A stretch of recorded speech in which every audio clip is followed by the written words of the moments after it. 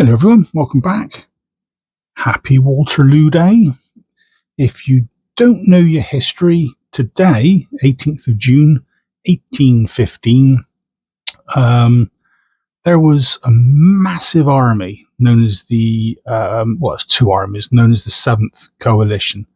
One of them was a British-led force, so you had troops from the UK, the Netherlands, Hanover, Brunswick, Nassau, and they were under the command of a certain field marshal, Arthur Wellesley, better known as the Duke of Wellington.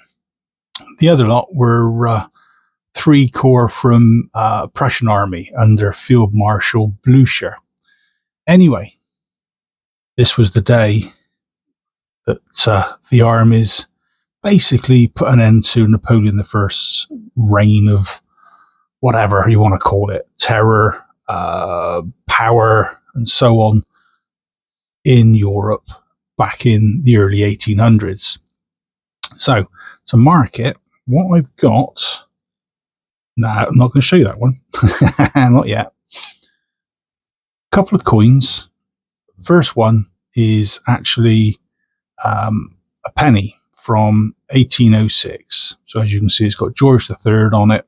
So this would have been in circulation and used by the men of the army at the time. Oh, okay, it was 1815, but we've got coins going back 50 years still in circulation. This would have been in circulation at the time. There was a change in the coinage laws a few years later, so this is one of the last coins to be minted at that point in time. So, as you can see, like I say, George III, the Grazia Rex, 1806, and Britannia on the reverse. Lovely old penny. And this one's in really, really good condition. This one lives actually in a capsule, locked away, so for safekeeping. Now, that one, that's probably about 50 quid's worth. The main two, yes, there's two that I was going to show you. The first one is a little one that came out in 2015 to mark 200 years. Now this one, if you can read the paperwork, layered in platinum. The details of which are there. So it says it's bronze, layered in pure platinum, 45 mm in diameter, so it's quite the chunky beast, weighing in at 34.75 grams. So again, quite a bit of weight, but it's a big coin. And it gives you a bit of detail about it. Proof like finish, 50,000. Tells you about the reverse, the obverse, as usual. The coin itself, I'm not going to take out of the capsule. So I don't want my grubby paw prints all over it, because this is a really nice lump of metal. Field Marshal Arthur, Duke of Wellington. And on the reverse, it's got a lion playing football. That's what I always call it anyway. But then you got on the dates on the back. It's all tied in with 1815. So yeah, that one, that's a nice bit of bronze layered in platinum. Now this one was given to me a couple of years ago. Every so often I take the thing out of the box, have a look at it. It's a really nice piece. It is proof, like as you can see, you've got frosted high points, mirrored low points. Really, really nice. Now, the other one, it's a coin, but it's not a coin like that one with value. This one has no face value, nor does this one.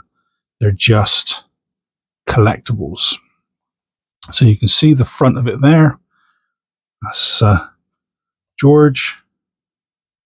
And on the inside, you got some paperwork which shows it's 0.925 silver. So this is a nice little lump of silver, 34.2 grams. So by the time you weigh it all up, that's near enough a troy ounce.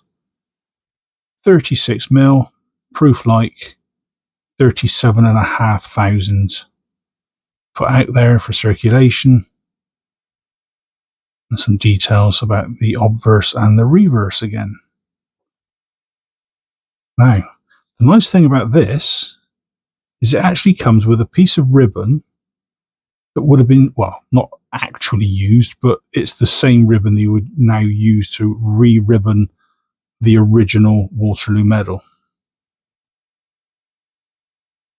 So there you go. There's the coin with the ribbon.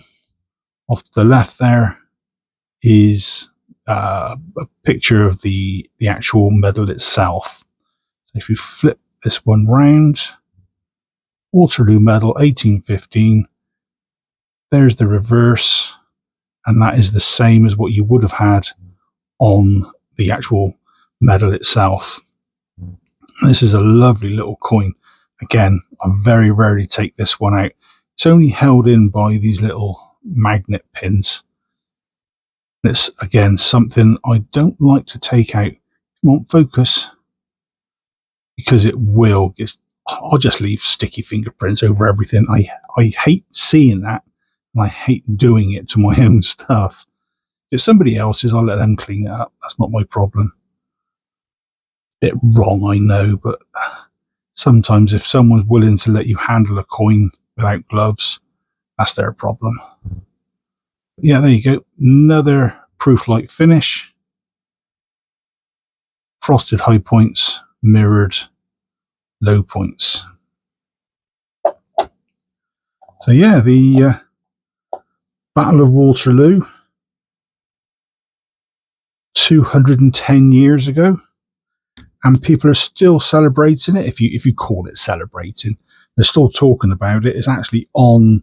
I've seen posts today on Facebook, Twitter, X, whatever you want to call it, Instagram. They've mentioned it on the news a couple of times, and it's a nice little reminder that the First World War and then the Second World War weren't really the two European wars that we all should just recognise on their own right. This was also a European war. It was basically everybody against France, which makes a change from everybody against Germany, which it was obviously for the two world wars. So there you go. A nice little quick video for you all. Hopefully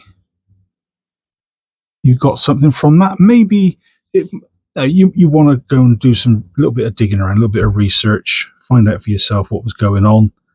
Look at some stats. It's really, really interesting. But hopefully you enjoyed that. And if you did, please consider that like, leave a comment, subscribe, maybe hit the share button, get me out there. I'm trying to get my watch hours increased. For some reason, they're going down, despite the number of subs going up. Once I can get up to a decent level, I might be able to afford to get some more expensive coins to show you all. So until the next time, folks, stay safe, stay well, and I'll catch you then. Cheers all.